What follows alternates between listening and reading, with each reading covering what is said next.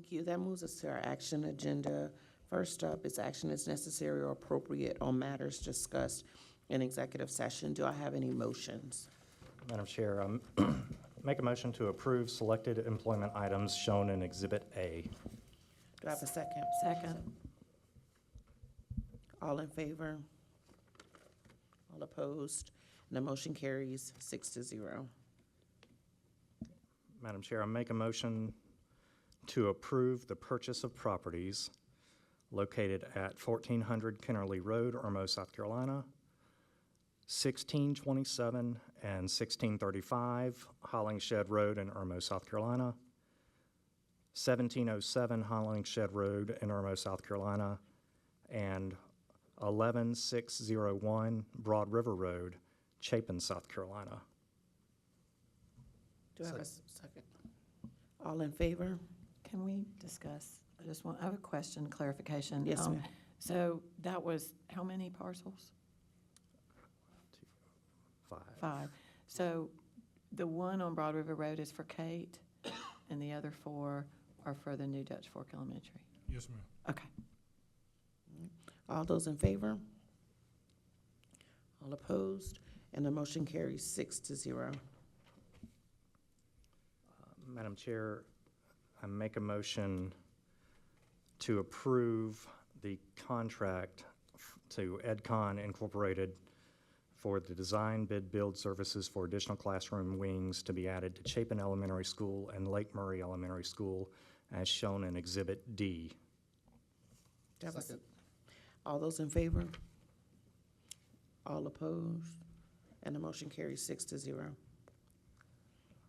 Madam Chair, I make a motion to approve the 25 and 2026 amendment to the current rates of pay for substitutes as shown in attachment E for full-day non-certified high school diploma substitute teacher, half-day non-certified high school diploma substitute teacher, full-day bachelor's substitute teachers, half-day bachelor's substitute teacher, full-day certified substitute teacher, and half-day certified substitute teacher.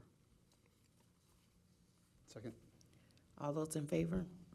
May I ask a point of clarification? Okay. Yes, ma'am. So just to clarify, for the public, all of those, this is a contract amendment to raise all of those rates, Yes. Yes, ma'am. correct? And the other thing is, the contract is not changing for long-term substitutes, but we are looking at what the changes at the state level regarding certification may impact those rates. And I'm looking over at finance and HR as they nod their head, but yes, there's a new law that would help with those long-term certified retiree subs. So we should have another report very soon on that. Thank you. All in favor? All opposed? And the motion carries 6-0. Make a motion to approve the district's transition to capital SAAS with Tyler Technologies / iVisions, allowing for the full restoration of workflows and processes in finance, payroll, purchasing, and human resources shown in Exhibit F, subject to removing the indemnity clause and clarifying Exhibit D of the contract. Second. All in favor? And the motion carries 6-0. Make a motion to approve recommended weapon detection service contractual agreement regarding the development of security personnel or devices shown in Exhibit G. Do I have a second? Second. Ms. Huddle? Yeah, I just wanted to put something on the record. Mr. Bainham couldn't be here because the meeting got moved and he's on vacation. But he asked me to put, he sent us all an email that he asked me to put into the record, so I'll give that to the secretary. But basically, it's his request that the board look at detection systems for smoking and vaping in our restrooms. Okay. Thank you.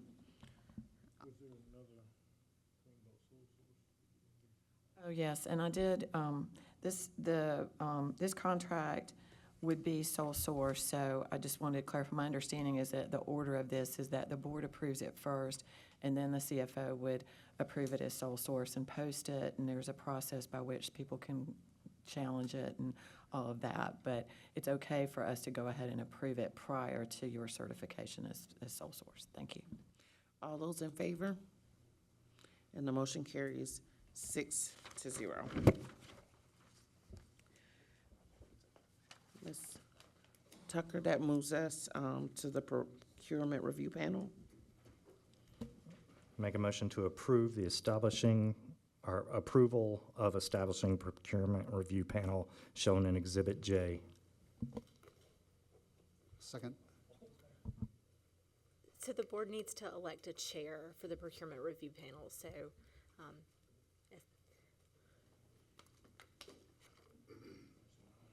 Yes. I'd like to nominate Jason Bainham. He's not here, but I did get his approval to nominate him. Do we need to vote on that before I make my nomination? I'd like to nominate Mr. Kevin Scully.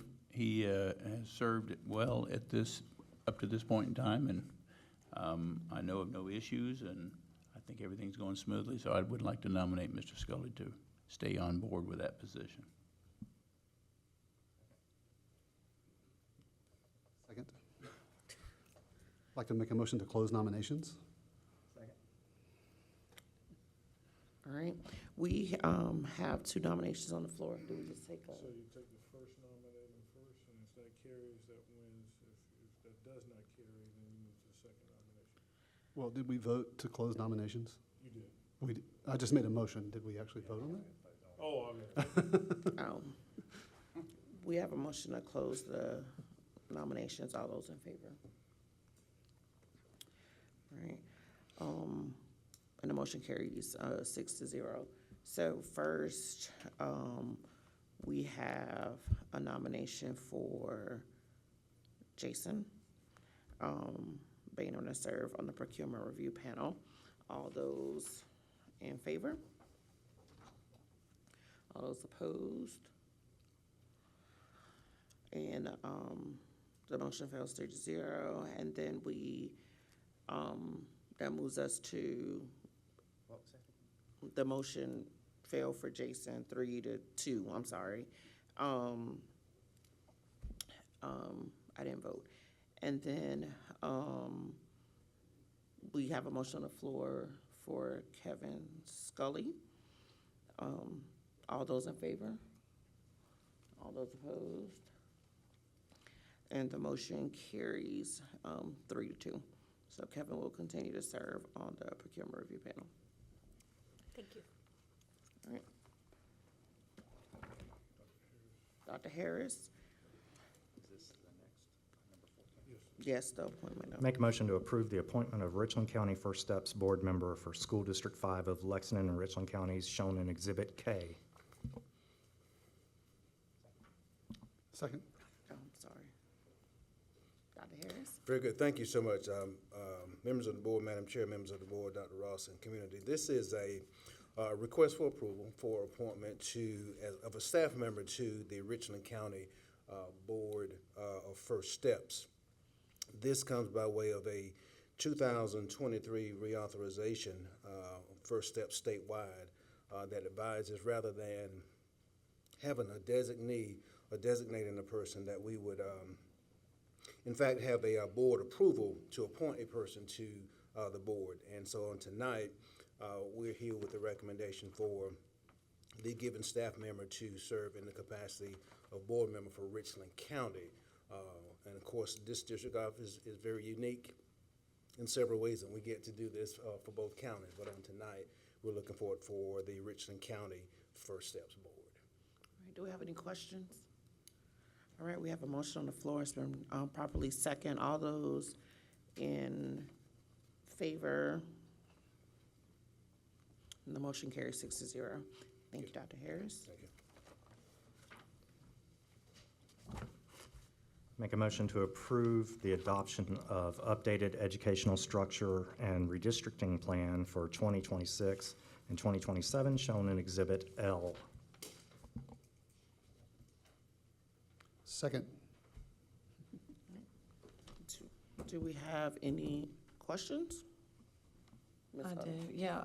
Can you go to the slide that has the I can't remember what it's called, but what's it called? It's where the parent can ask for, thank you, preferred choice. Okay. I understand preferred choice. I don't understand preferred pathways. Okay. Thank you. Preferred pathways, and I'm gonna ask Dr. Harris to interrupt me with any clarifying pieces, but it really only applies, let's go back to where we are now. This is our current educational structure and organization piece. As we move towards the community schools model, we have rezoned back towards our older schools, back towards Irmo. What happened is the most impacted school in this is Ballantyne Elementary School. And what happened with Ballantyne is if you watch them in the new model, the school moved to out of the Dutch Fork area into the Chapin area. But the students, they could be in Dutch Fork Elementary, River Springs, Oak Point, and even H.E. Corley. The students who went from Ballantyne to H.E. Corley will now go to H.E. Corley instead of Ballantyne, and they'll go to Crossroads Middle instead of Dutch Fork Middle. So when we drew the lines, those who were rezoned were really rezoned out of one school, their elementary school. And then after that, they were back in line at their middle school and at their high school. But as we have been saying from the beginning, there's 1% of the group that lost their high school. But there are 76 students, I believe? 75 students out of the 17,000 that have been rezoned twice. Through the rezoning conversations, y'all have given me an aid. This number was larger because we had A.J. Amick thoroughfares, Marina Road thoroughfare, and the Twin Gates areas. We were able to work them back in through rezoning. It was one street, we call it thoroughfare there, that we could not make this work with, and that was the Salem Church Road group, which currently has 75 students in it. So choice would not work for them because choice would allow anyone, and this is when we were talking about the rezoning process with the referendum process, they said, if there's room, pending room, you can move back to the school you were rezoned from. But if you were rezoned twice, you lost two schools, like the Salem Church Road group, that's what gives them the pathways. So when they apply, very small group, but when they apply, they would get back into their home, their rezone elementary and rezone middle. Dr. Harris, if anything I didn't clarify, if you want to clean up for me. No, actually, I think you described it well. That's exactly the idea, and the intent is to ensure as best we possibly can that those families who have been or potentially may be rezoned twice, that they have that opportunity, should they choose, to participate in or stay in the school in which they were currently in, both elementary and middle school. And again, everything is predicated, whether it's the choice or the pathway, it's all predicated on space availability.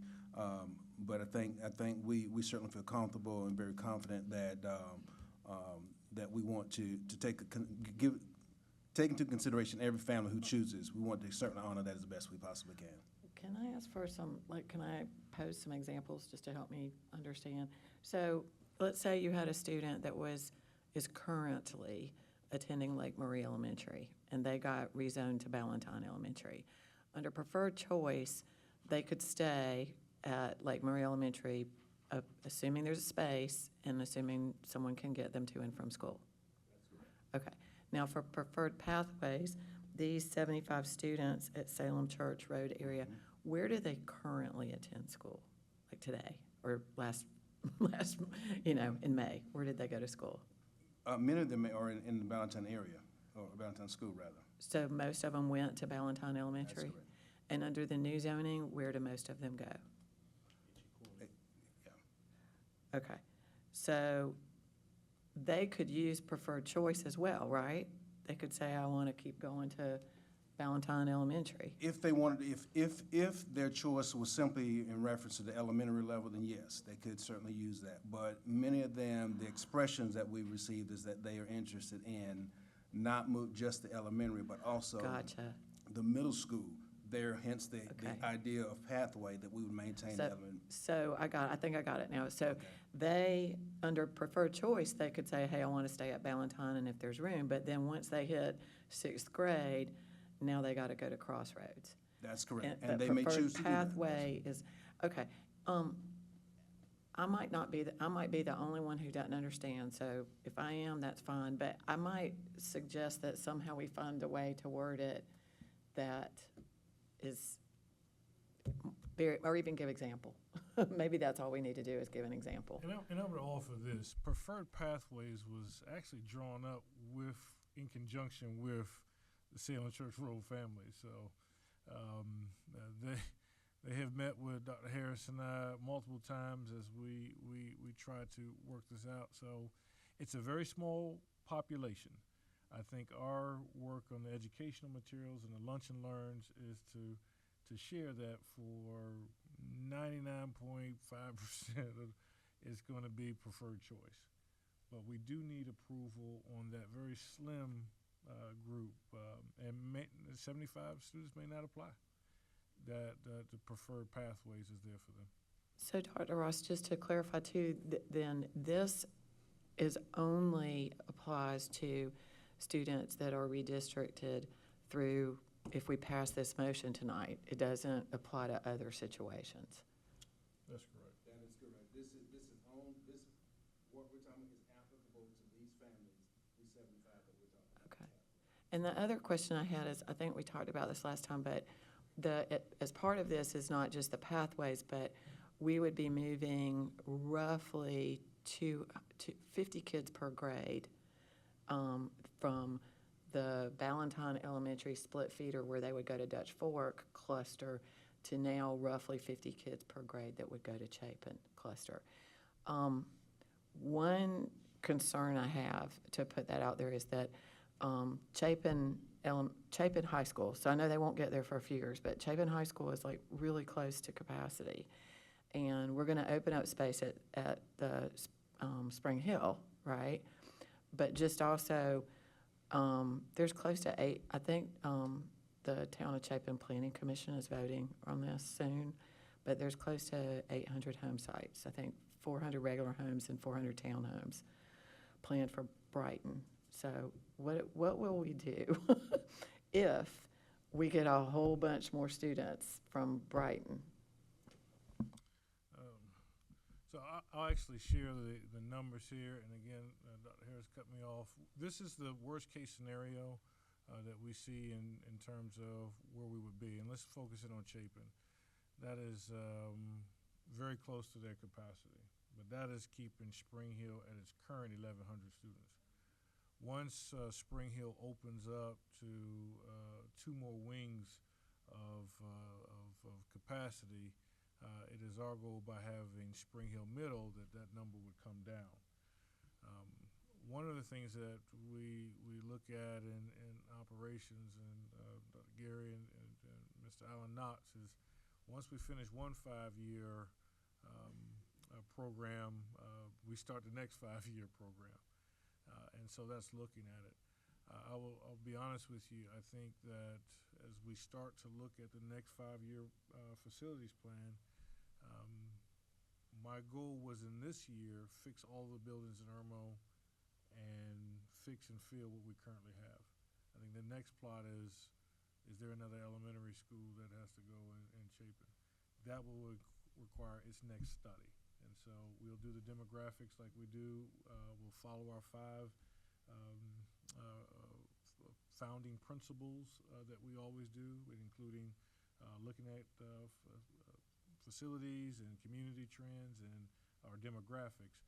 But you're right, as we look at the next 5-year plan, we do need to look at what that would be, and that could be another elementary, another middle, but we'll see what the demographics say. I do want to share that there is a high school in Chapin. I'm committed to Spring Hill being a magnet school. And so it is the state's best magnet school, and we want to keep it that way. So, but I know the 5-year plan with those demographics, I think with the growth there, we may have to look at another elementary middle combo, elementary or middle, but we'll put that in our next 5-year plan that aligns with our strategic plan. All right, thank you. Before the vote, do we have any more questions? Oh, I keep hearing through different channels that we are shrinking as a district. That we're shrinking as a district. So Ms. Huddle suggesting that there may be 400 homes, or how many more homes did you say? I don't remember. You said Almost 800. It's like 400 houses and 400 townhomes. It's like So- 3-something houses. Thank you. So the growth that we're seeing in that area, is it being completely offset by the other areas of the district? I appreciate that point. I'll tell you what surprisingly is what we're seeing in Irmo. We're seeing a trend of aging out. I don't know the proper term, I guess, but aging out of the homes, and neighborhoods that haven't presented in 30 years are presenting themselves as young family homes. These were, I'll tell you, Whitehall has generated more students this year. So we look at the uptick of Leapart Elementary School, for example. So we're seeing that as well. This is not 30 years ago where every house in our neighborhood is going to generate, at these interest rate and prices, these are not necessarily young families bringing in children, but so we have to look a little differently at the demographics of that, and then again with choice. But I just wanted to note that, yes, we're watching the trends of the TAPs in these areas, but letting you know that I am glad we're investing in these older schools, because we're seeing a lot of young families move into kind of aging out. We're seeing that in Quail Valley. We're seeing it in a lot of those home areas that it had students 30 years ago, and now they're bringing back new students. New development on River Road coming in too. That's going to be a lot of homes. This time I'm going to call for the vote. All those in favor? Opposed? And the motion carries 4-2. That moves us to the last item on the action agenda. Make a motion to approve the solicitation for supplement pay salary study to include athletics, arts, and special duties as shown in Exhibit M. Do you have a second? Second? Is there any discussion or questions, Ms. Huddle? 2 questions. One is, what do we think this will cost? And the second is, are we looking for someone that's really just going to gather information from other school districts and kind of tell us what the going thing is? Or are we looking for someone that's going to propose something kind of radical and new? I'll say the first question, we don't know until we get the bids back, but we are not obligated through this solicitation to buy. So we would have to bring back to this body what those costs are. We are looking at some local, we have set up a structure, and Dr. Wicker has worked with our teams for about a year and a half to, I don't want to call it radical, but it is, I think it's innovative in terms of looking at the supplements by work function and not by name. And I think that would help give the principals really leaned into this. But the detail of it does require some expertise that we don't have in-house. That's looking at market rates of positions, looking at, maybe needs some upgrading. Maybe we had like a 30-year view of what's required of a particular position that is increased. So, but we would look at the scope of work with this body when it comes back, and we may mark out some things. We may say, we don't want this part, but we want that. So the solicitation will be very broad, and maybe we could chunk it there with some adults in it, and then bring it back for this body for final. I'm kind of modeling it towards what we did for the salary study. The reason we would like to do it now is if we have a shot of putting it in the upcoming budget, we probably needed to start yesterday. So that's our thought. We wanted to have discussion at the last meeting and action today. Do we have any more questions? All right, I'll call for the vote. All those in favor? The motion carries 6-0.